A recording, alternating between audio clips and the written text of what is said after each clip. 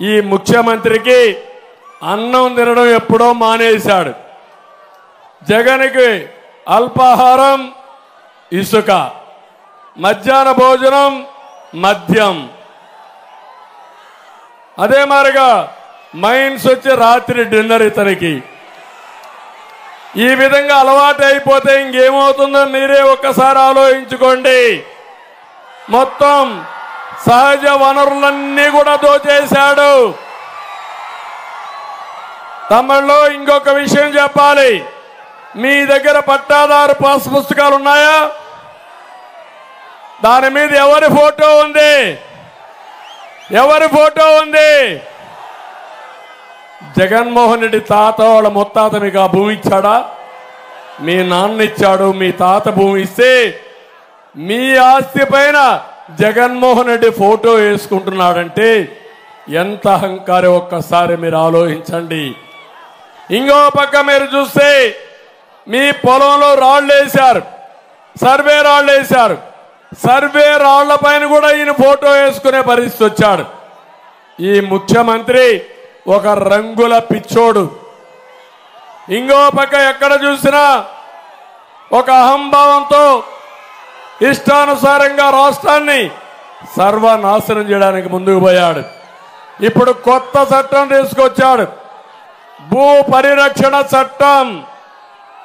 ఆ చట్టంలో మీకు ఒరిజినల్స్ కూడా ఎవరంటారు? రిజిస్ట్రేషన్ అయితే అన్ని ఆయన దగ్గరనే పెట్టుకుంటాడంట. అంటే రేపు రాబోయే రోజుల్లో మీ భూమిని తాకట్టు పెట్టినా వేరే వాళ్ళకి రాయించినా మీరు అడగలేని పరిస్థితి. ఇలాంటి చాలా జరిగే పరిస్థితి వస్తా ఉంది. అందుకే మీ అందరినీ గట్టిగా చెప్పడానికి మేము ఇక్కడికి వచ్చాం. ఈరోజు మీరు ఒక్కసారి చూడండి, ముఖ్యమంత్రి 5 ఏళ్ళు అయింది. 99% మేనిఫెస్టోలో పనులన్నీ చేశానని చెప్పాడు. నేను అడుగుతున్నా, పనులన్నీ చేస్తే నిన్న డ్రామా చేస్తున్నాడు. మనుషులను పట్టుకొచ్చి ఆరోగ్యశ్రీ సమస్యలు, తాగునీటి కష్టాలు, భూ వివాదాలపైన పిటిషన్లు తీసుకుంటూ పరిష్కారం చేశానని త్యాగమూర్తిని ప్రొజెక్ట్ చేసుకునే పరిస్థితికి వచ్చాడు.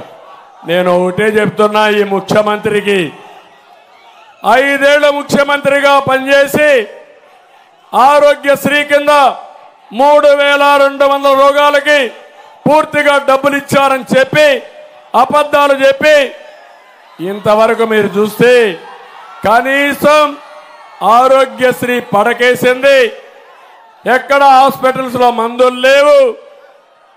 దివాలా తీసిన విధానాలతో, మభ్యపెట్టే విధానాలతో ముందుకు పోయాడని చెప్పి కూడా నేను మీకు తెలియజేస్తున్నా. ఇక్కడికి వచ్చినప్పుడు ఇంకొక విషయం, ఎప్పుడు అంటాడు బటన్ నొక్కానని. నేను అడుగుతున్నా, నువ్వు బటన్ నొక్కింది ఎంత? నువ్వు బొక్కింది ఎంత? మీ వాళ్ళు దోచింది ఎంత? సమాధానం చెప్పే ధైర్యం ఉందా అని అడుగుతున్నా. సవాలు విసురుతున్నా. నేను అడుగుతున్నా, ఈ బటన్ నొక్కేది మద్యపాన నిషేధం పైన ఎందుకు బటన్ నొక్కలేదని అడుగుతున్నా. సిపిఎస్ రద్దుకు ఎందుకు నొక్కలేదని అడుగుతున్నా. మా తమ్ముళ్ళ ఉద్యోగాల కోసం, డిఎస్సి కోసం బటన్ ఎందుకు నొక్కలేదో సమాధానం చెప్పమని అడుగుతున్నా. సమాధానం చెప్పే పరిస్థితిలో ఈ ముఖ్యమంత్రి లేడు. అమలాపురంలో దళితులున్నారు. దళితులందరికీ ఒకటే విజ్ఞప్తి చేస్తున్నా, 5 ఏళ్లుగా మీకేమైనా ఈ ముఖ్యమంత్రి చేశాడా అని అడుగుతున్నా. 27 సంక్షేమ కార్యక్రమాలు రద్దు చేశాడు.